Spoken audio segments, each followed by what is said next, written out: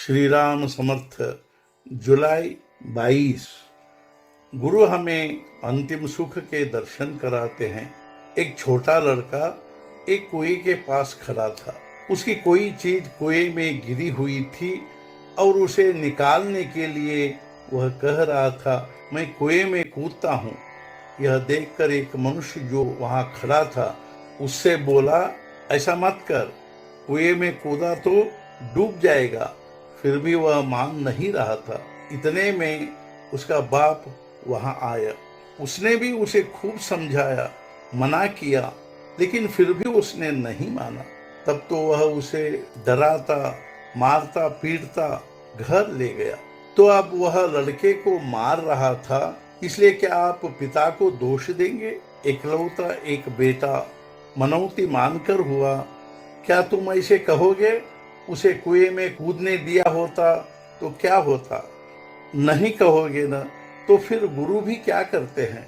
हम विषय वासना के कारण विषय मांगा करते हैं और वे दिए गए तो हम डूब मरेंगे, यह गुरु जानते हैं। इसलिए वे हमें उनसे बचाने के लिए दो चार अच्छी बातें कहते हैं। हम उनकी बातों को नहीं सुनते हैं तो वे हमें डर भी दिखाते हैं। हम रोते हैं तब भी वे हमें उसमें से ऊपर खींचते ही रहते हैं, अर्थात विषय वासना में डूबने से बचाते रहते हैं। हम तो बड़े और पढ़े लिखे हैं, उस लड़के के समान अनजान नहीं, बालिग नहीं हैं, तब भी हमारी इच्छा होती है कि हम विषय में कूद पड़े। गुरु कहते हैं, शादी मत कर। तो हमारी शादी कब होगी ऐसा पूछते हैं, उनके पीछे पड़ते हैं और अंत में हम ऐसा तक कहते हैं कि गुरुजी कुछ समझते ही नहीं।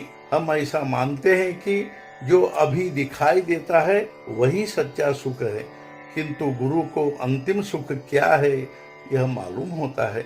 अतः गुरु हमें जो सुख अभी दिखाई देता है उससे परावृत किया करते हैं। अतः लाभदायक यही है कि हम गुरु के वचनों पर विश्वास रखकर उनकी आज्ञा के अनुसार व्यवहार करें और उन्होंने जो साधन बताए वे ही करते रहे, तब हमें अंतिम सुख का लाभ होगा।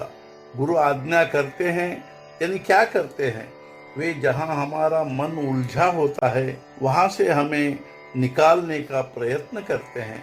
भगवान भक्त के संकट दूर करते हैं, यानी उसके गृहस्थी के संकट नहीं दूर करते, वे तो बड़ी आसानी से दूर किए जा सकते हैं। भक्त को संतोष में रखकर उसे संकट सहन करने की शक्ति देते हैं।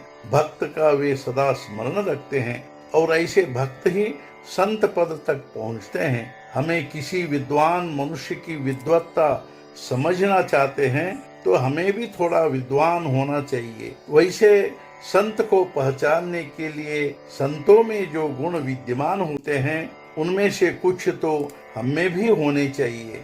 संतों का मुख्य गुण यह है कि वे निरंतर भक्ति की भावना में रत होते हैं। सत्पुरुषों के बाह्य रूप में अनेक प्रकार हो सकते हैं।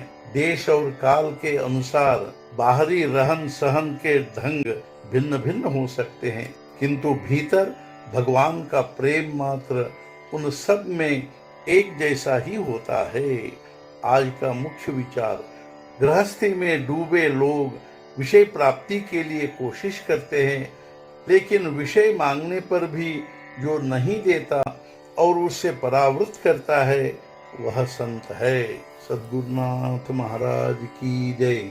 जय जय रघुवीर समर्थ।